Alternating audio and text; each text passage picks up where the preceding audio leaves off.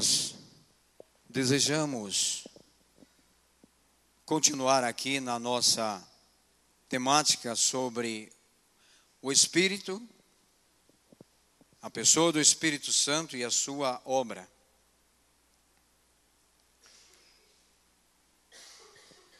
Na última vez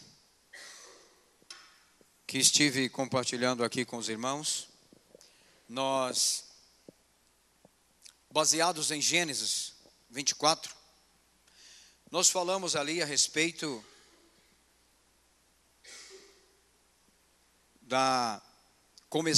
falamos ali desse adorno, deste ataviar, que a igreja do Senhor precisa, como noiva, para poder apresentar-se diante do seu noivo naquele dia. Porque as Sagradas Escrituras nos garantem que nós um dia estaremos frente a frente com Ele. Um dia que nós não sabemos qual é o dia, nós estaremos celebrando no tão grande casamento, o noivo e a noiva. Que dia maravilhoso será aquele dia. Que dia extraordinário. Dia que o Senhor estará celebrando com a sua igreja as bodas do Cordeiro. Então, nós dissemos naquela ocasião que, enquanto não acontece esse dia, nós devemos aproveitar o tempo de espera para nos preparar, para nos adornar, para nos ataviar, a fim de que estejamos então preparados, porque somente assim acontecerá as bodas com o nosso amado noivo. Então foi aí que, naquele episódio de Gênesis 24, nós tomamos então como base, tomando ali aquelas figuras que nós temos lá, não é? Você tem ali a figura de Isaac, sendo o nosso Senhor. Você tem Rebeca como a figura da igreja. E nós temos ali o Eliezer, aquele servo, a figura do Espírito Santo. E nós dissemos que quando então o Eliezer observou que a Rebeca não estava adequada para o encontro com o noivo, apesar da sua beleza, ela ainda não estava preparada. Faltava algo imprescindível para que ela pudesse partir em direção ao seu futuro noivo, Isaac. Então, antes de partir para aquele encontro, o Eliezer deu presentes para Rebeca. E os presentes foram joias,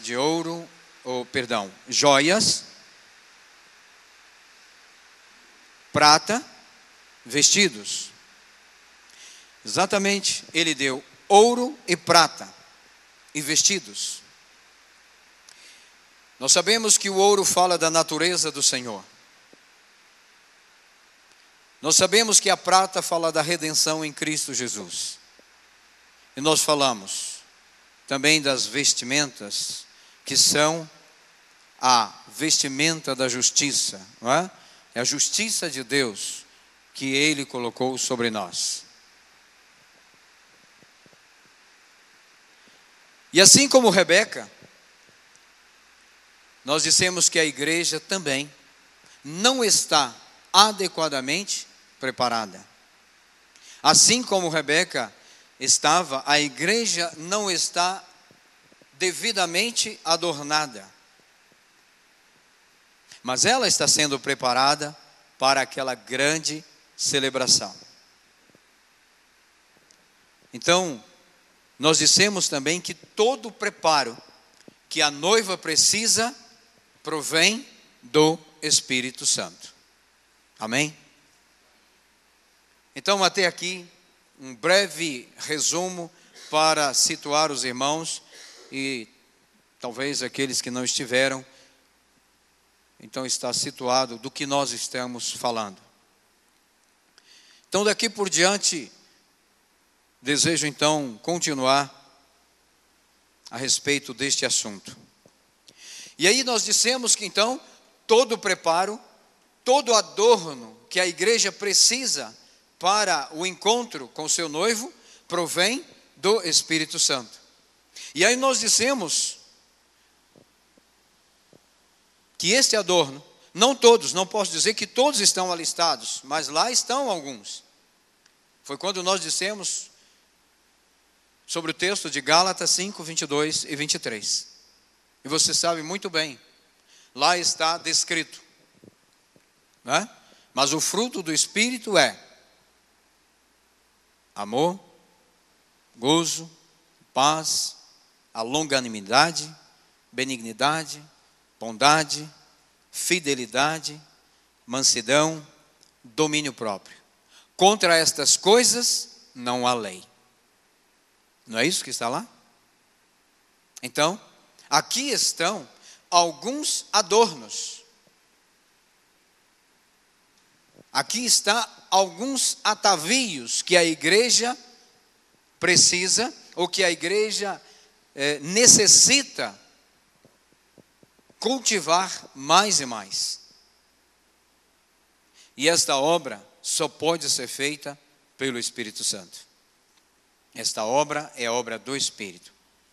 Mas então o versículo começa dizendo, mas o fruto do Espírito é. Então fala de fruto. E quando o assunto é fruto, veja o que o nosso Senhor diz. Aí eu quero convidar você para abrir sua Bíblia em João capítulo 15. Vamos relembrar aqui o que o Senhor nos diz. Ainda não vou hoje tocar exclusivamente, não é, em um fruto ou alguns frutos, mas quero falar sobre este aspecto. Olha o que o Senhor nos diz. João capítulo 15. A partir do versículo 2 ele diz, todo ramo que estando em mim não der fruto, ele o corta, e todo que dá fruto, para que, e todo o que dá fruto, limpa, para que produza mais fruto ainda. Vós já estáis limpos pela palavra que vos tenho falado. Permanecei em mim, e eu permanecerei em vós. Como não pode o fruto ou ramo produzir fruto de si mesmo, se não permanecer na videira, assim nem vós o podeis dar, se não permanecerdes em mim. Eu sou a videira, vós os ramos. Quem permanece em mim e eu nele, esse dá muito fruto, porque sem mim nada podeis fazer. Observe, olha o que o nosso Senhor diz. Você observou algumas expressões? Ele diz, primeiro, não dá fruto. Depois ele disse, dê fruto. Depois, dá mais fruto. E dá muito fruto. Você observou isso aí? Não é? Percebe como isso vai subindo gradativamente? O que nós percebemos aqui? Irmão, você percebe, irmã, você percebe que essas frases aqui do nosso Senhor revela para mim e para você as potencialidades para a semelhança a Cristo. Você consegue perceber que aqui está descrevendo as potencialidades de semelhança a Cristo disponíveis para mim e para você? Consegue perceber isso? Não é? Quem são os ramos? Não somos nós? Sim. Ele é a videira, nós somos os ramos. Então ele, com estas frases, ele está descrevendo isso. Estas frases descrevem exatamente isso. Mas o que também elas nos mostram? Elas nos mostram, como eu disse, a progressão, não é? Positiva. Lembra de 2 Coríntios 3,18? De glória em glória. Não é? Como a aurora da manhã, que vai brilhando, brilhando até ser dia perfeito. O que é isso? Gradativo. É uma progressão positiva. É isso que o Senhor espera de nós. É isso que o Espírito está aqui em mim e em você, está em nós, para nos levar a esta posição, para nos fazer caminhar, para fazer subir de degrau em degrau, de glória em glória. A nossa marcha progressiva e positiva depende dele. Essa é uma ação dele. Amém, irmãos? Graças ao Senhor por isso. Não é? É de glória em glória que Deus espera ver a mim e a você progredindo. Não é? Agora, quero lhe chamar também a atenção para algo que o nosso Senhor disse aí nesse texto. Você observou, um pouco mais na frente, se você observar o versículo 8, dá uma olhada no versículo 8. O que você observa aí? Aí está dito algo muito necessário que eu e você prestemos atenção. Ele diz que ele está mostrando aonde é que o Pai é glorificado. Não é verdade? E onde é que o Pai é glorificado? Que deis muito fruto. Ó, nisto é glorificado meu Pai, em que deis muito fruto. E aí tem outra consequência disso. Primeiro, o Pai é glorificado em que eu e você demos muito fruto. E a consequência de dar muito fruto também está logo a seguir. Tornaremos o quê? Discípulos. Está vendo? Então, irmãos, observem isso. Duas coisas importantes para nós. Primeiro, ele é, por isso que ele fala de forma gradativa. Ele começa lá na negativa. Todo ramo que não dá fruto, aí depois, não é? Depois ele diz, para que dê fruto, depois dá mais fruto e dá muito fruto. Está vendo? Então, onde é que ele chega? Aonde é que ele deseja nos ver? Onde é que o olhar do Senhor está? Em que demos muito fruto. Porque nisto ele é glorificado. E quando ele é glorificado por causa desta atitude minha e sua, nós somos chamados seus discípulos. Amém? É a palavra que está dizendo. Graças ao Senhor por isso. Agora, irmãos, mas qual é o fruto que Deus espera encontrar no ramo? Qual é? Veja, é no singular. Qual é o fruto que o Senhor espera encontrar no ramo? Ou seja, o que o nosso Senhor espera encontrar em você e em mim? Gálatas 5, 22 e 23. Tá certo? É o fruto. Então, o que ele espera encontrar? Vamos dizer juntos? O Senhor espera encontrar. Vamos lá.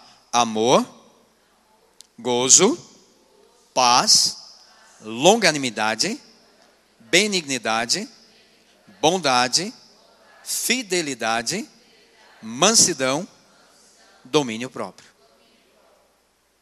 A Bíblia diz que contra estas coisas não há lei.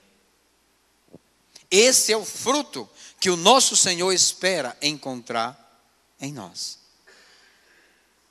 Está vendo, irmão? Irmãos, o nosso Senhor, em tudo ele foi aprovado? Sim ou não? Sim. Por que que o nosso Senhor, em tudo ele foi aprovado? Por quê, irmãos? Porque o fruto do Espírito é a esfera. Grave bem isso. Ele foi aprovado em tudo, porque o fruto do Espírito é a esfera completa.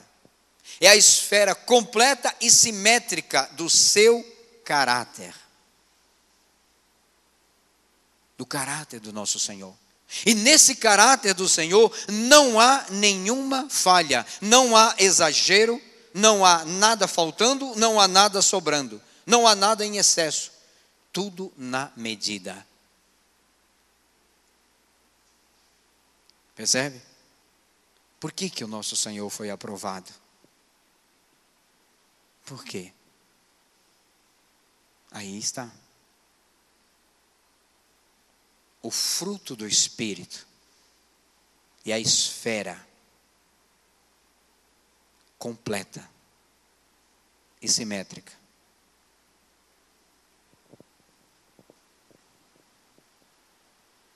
Onde nada falta, nada passa, nada sobra, tudo está completo.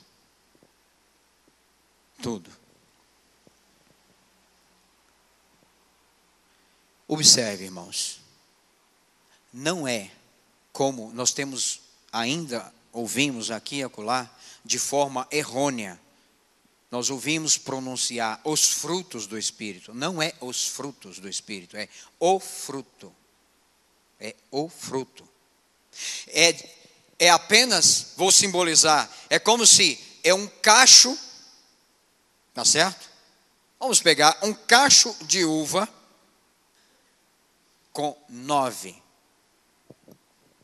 não é? Vamos dizer, 9 uvas. Para ficar bem fácil para você entender. É um cacho. Nele está 9 expressões. Mas é o fruto. São essas que nós acabamos de dizer. Tá certo? E olha, nestas 9 expressões, nesse cacho aí, com essas 9 expressões, podemos dizer que são 9 graças essenciais para revelar a verdadeira beleza, a verdadeira beleza da semelhança a Cristo. É essencial. Tá certo? Eu vou repetir. Nestas 9 expressões deste cacho único, tá? Que eu disse que são graças essenciais para revelar a verdadeira beleza, a semelhança a Cristo. Agora, irmãos, quão frequentemente nós vemos irmãos, irmãs, alguém, pessoas, homens e mulheres, quão frequentemente nós vemos pessoas com um grande coração de amor. Observe bem o que eu vou te dizer. Nós percebemos o irmão ou a irmã, ele tem um coração, ela tem um coração grande de amor. Mas, e esse mas é tão terrível nesse caso, mas às vezes estragado por causa do temperamento precipitado. Não é verdade? O irmão ou a irmã tem um coração cheio de amor,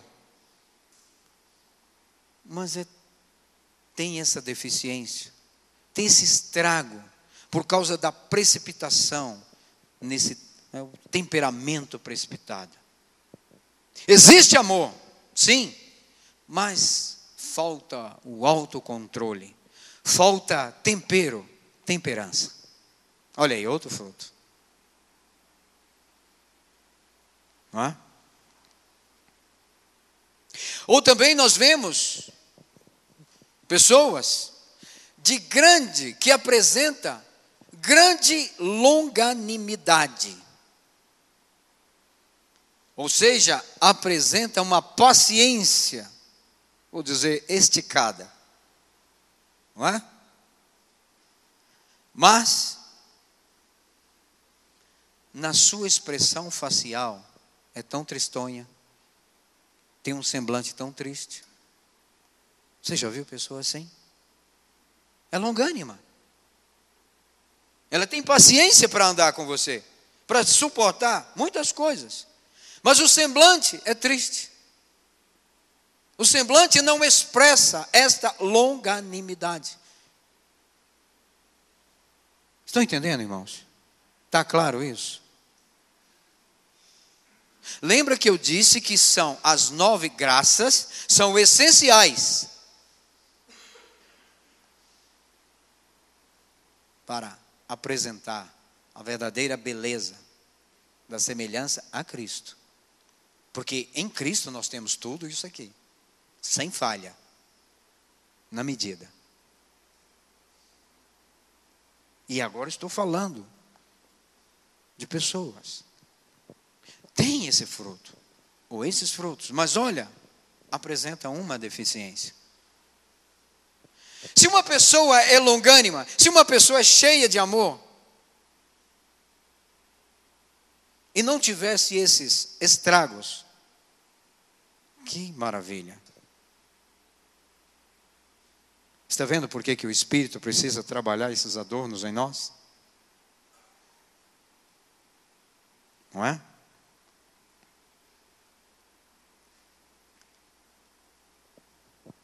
Tão incoerente e tão sem, digamos, sem fruto, não é? A longanimidade, mas cadê a expressão aformoseada? Cadê o rosto alegre? Há pessoas assim.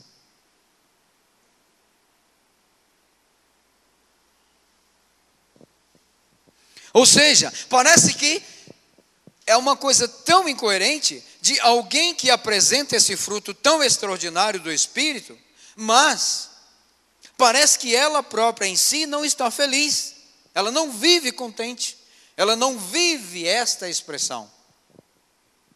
Mas nós olhando, caminhando com essa pessoa, a gente sabe que ela tem isso, percebe que ela tem essa longanimidade, percebe que ela tem amor.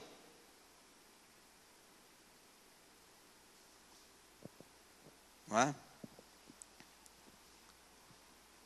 Por outro lado também, nós vemos cristãos, homens, mulheres, tão alongado, tão esticado na fé, que é o fruto, chama-se de fidelidade, não é? Algumas versões traduz. Tão alongado, tão esticado na fé, mas tão curto, tão diminuto, tão encurtado na bondade. Está vendo? Tão cheio de fé, mas onde está a bondade?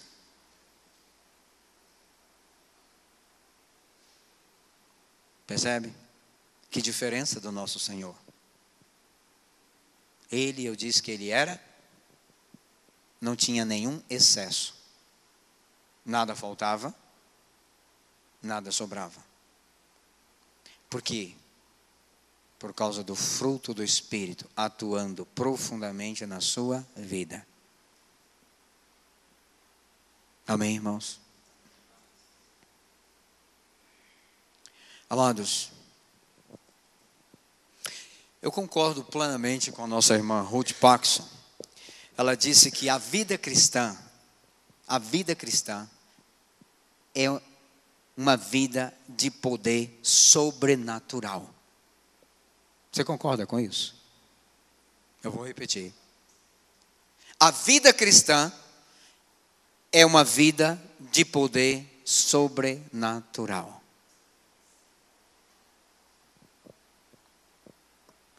O que o nosso Senhor disse em João 14:12? Vamos abrir, por favor.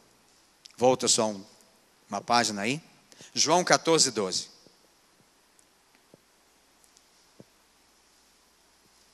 Em verdade vos digo, que aquele que crê em mim fará também as obras que eu faço, e outras maiores fará, porque eu vou para junto do Pai.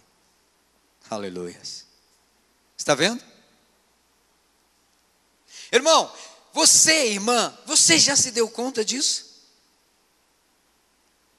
Isso não é um texto escondido para você. Não, você já conhece esse texto, e muito. Mas quem ou quantos de nós, quantos já apropriamos desta verdade? Quem é de nós que tem vivido isso aqui? Olha, foi o Senhor quem disse. Ele disse, em verdade vos digo, aquele que crê em mim, fará também as coisas que eu faço, e obras maiores. Nós sabemos que quando ele diz maiores, não é porque nenhum de nós, então vamos ter capacidade de fazer algo mais do que o nosso Senhor. Mas que ele mesmo diz, porque eu vou junto para o Pai. Nós ainda estamos aqui. A igreja ainda está aqui. Por isso ela tem a oportunidade de continuar fazendo. Tá certo? Por isso o Senhor anunciou desta maneira. Mas olha o que é impressionante. É que ele diz também faríamos as obras que ele fez. Será que você crê nisso? Será que você olhando para você, irmão, irmã, você crê nisso que o Senhor está dizendo aqui? Ele está dizendo que você e eu, se crêssemos nele, faríamos as mesmas obras que ele fez. Você percebe a dimensão? Você percebe a distância abismal que existe entre o que a igreja conhece e prega do que ela está vivendo, em termos de reação no poder do Espírito Santo? Percebe isso?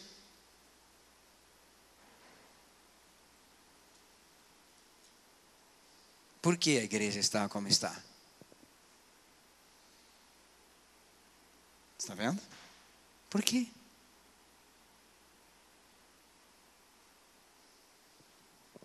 Não é? Agora, você sabe que estas palavras aqui que nós acabamos de ler em João 14:12, foi o nosso Senhor quem as disse a quem? A um grupo de homens sábios, doutores da lei, homens super capazes? Foi isso? Não. Foi dito a quem? A um grupo de homens iletrados. Homens que não tinham nenhum diploma, nenhum doutorado, nada disso. Não é?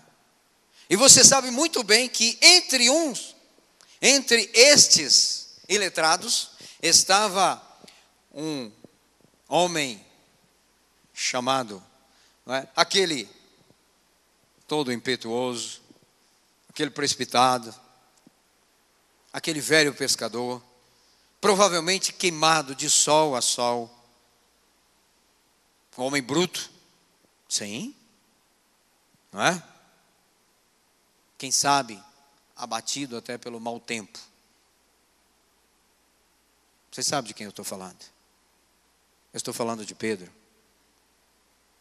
Entre eles estava Pedro.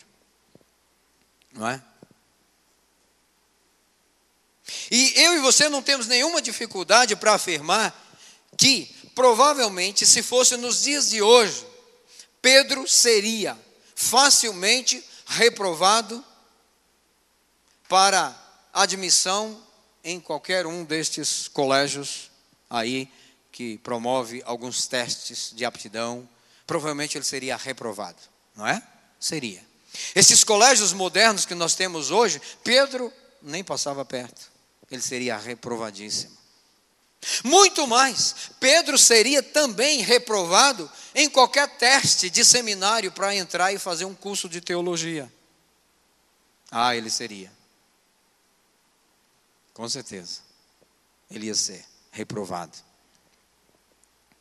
Mas eu quero te dizer uma coisa. Mas Pedro pertenceu. Ele estava entre. Ele estava na companhia de pessoas convertidas a Cristo, para as quais esta promessa foi dada.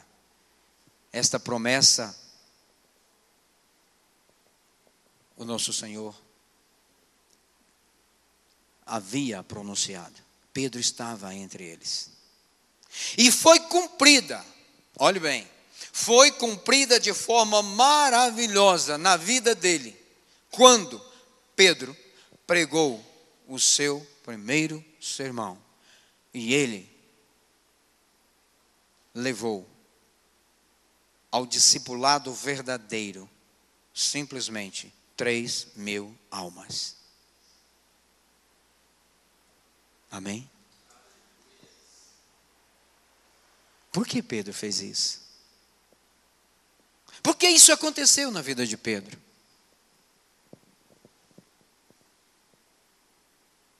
Antes que eu prossiga, eu quero te dizer uma coisa.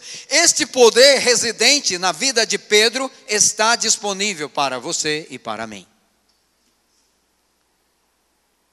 O que eu falei? Alguma coisa feia? Por que você não diz amém? Eu disse que o poder que estava na vida de Pedro, que o levou a ministrar a palavra do Senhor e levar 3.000 almas aos pés do Senhor para um discipulado verdadeiro, está disponível para você e para mim. Está vendo como a gente não acredita? Está vendo como nós temos dificuldade de crer? E é por isso que nós andamos assim como igreja? Sem poder, sem vida, sem nem passar perto do que fez o nosso Senhor. E Ele disse, se você crer, você fará as obras que eu fiz e fará muito mais. Porque vocês vão continuar e eu vou voltar para o Pai. Irmãos, não sou eu que estou dizendo, não é João, esse miserável pecador que está dizendo, é a palavra de Deus, é a Escritura que está dizendo que o Espírito Santo está disponível para realizar em você as mesmas obras que Ele realizou por meio de Cristo e por meio de Pedro e dos seus companheiros.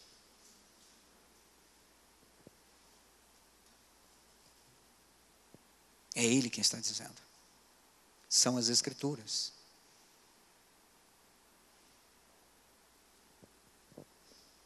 Não é?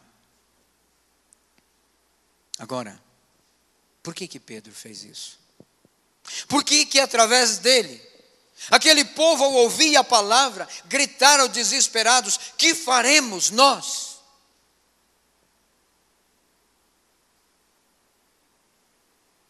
Atos capítulo 2. Por quê?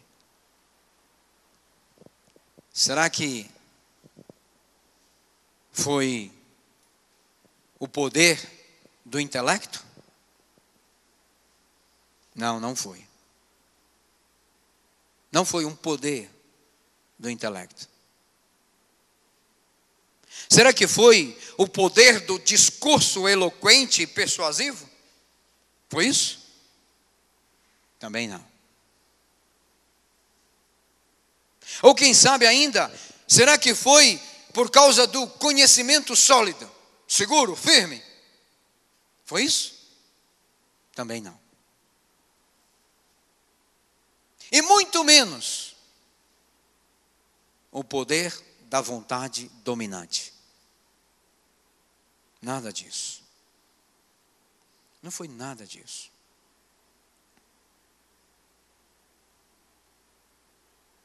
Não é? Mas eu quero que você abra comigo aonde está esse poder.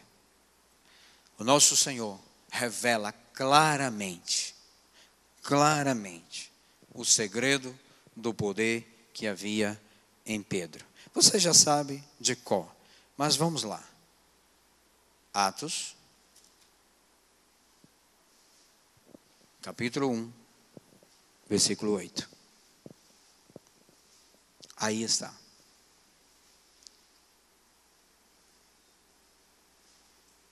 Irmãos, vamos ler junto comigo esse texto, por favor. Leiamos juntos. Mas recebereis poder ao descer sobre vós o Espírito Santo, e sereis minhas testemunhas, tanto em Jerusalém, como em toda a Judeia e Samaria e até aos confins da terra. Aí está o segredo do poder. Qual era o poder? O poder que veio do alto. O poder do Espírito Santo. Recebereis poder ao descer sobre vós o Espírito Santo. Está vendo?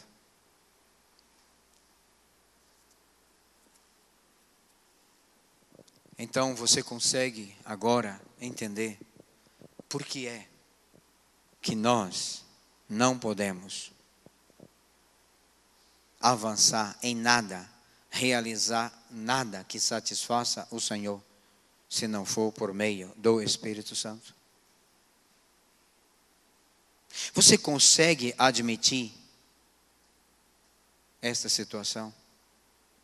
Ou seja, nós precisamos desesperadamente de um revestimento do Espírito para termos ousadia, intrepidez, para que nós possamos proclamar o Evangelho, assim como Pedro e os seus companheiros proclamaram.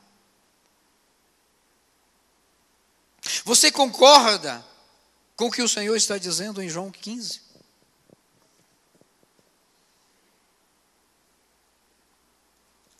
Você concorda com o que o Senhor está dizendo em João 14, 12?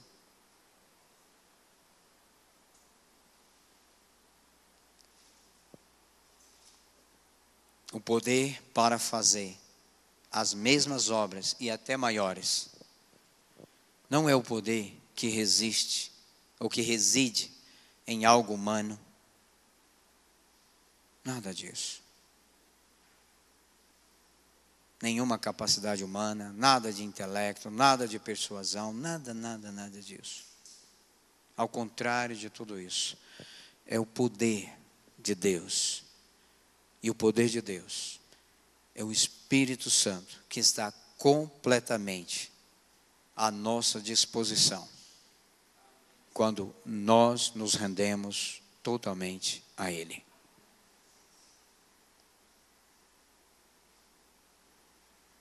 Oh, irmãos, que coisa extraordinária, não é? É coisa maravilhosa. Então, queridos, você tem consciência, eu tenho consciência do que me falta, ou falta, ou desenvolver mais, cultivar mais nesse fruto. Eu disse na última vez, fiz até um desafio para que você refletisse sobre isso. Você sabe, não é? Sabe. Eu disse que o Espírito Santo está nos adornando. Eu disse que Ele está preparando uma noiva. Eu disse que é Ele, somente Ele, quem prepara. Só Ele pode ataviar, só Ele pode adornar esta noiva. Não é capacidade humana nenhuma, é o Espírito. Irmãos, e se é Ele, se você concorda com Ele, se você entende que é Ele, então como nós não vamos dar a Ele? Buscá-lo, intercedê-lo, chamar, clamar, pedir, implorar, para que Ele venha fazer esta obra. Se é Ele, somente Ele que pode fazer isso. Se nós estamos aguardando o dia de Cristo, se estamos aguardando como noiva, o noivo, mas lembre-se, a Rebeca precisou de presentes. Ela precisou de receber joias de ouro, de prata e vestimentas. Nós precisamos de alguns adornos, ou quem sabe intensificar estes adornos em nossa vida. Porque sem eles, a noiva não pode encontrar com o noivo. Sem ser ataviada adequadamente, não acontecerá as bodas do Cordeiro. Mas graças ao Senhor, porque Ele enviou o Consolador. Graças ao Senhor, porque o Espírito Santo nos foi dado e Ele está conosco. Ele é o agente de Deus no tempo que se chama hoje, aqui e agora. Ele está presente. Ele está aí, falando a você e a mim. Ele está aqui. Ele quer te presentear, porque nós não temos condições. O presente é dele. Lembre-se, tudo que nós precisamos é dádiva de Deus. Sem mim, nada podeis fazer. É dádiva do Senhor. É dádiva dele. É Ele quem nos dá. O Espírito está aí, cheio, para dispensar a mim e a você estes adornos, para que nós possamos estar devidamente preparados. Amém? Que o Senhor nos ajude. Que o Senhor nos abençoe. Que o Senhor possa encontrar em você nessa noite um coração receptivo, um coração desejoso de acolher a lei do Senhor. Porque acolher a lei do Senhor faz parte do ataviar. Fruto do Espírito e obediência andam juntos. Amém?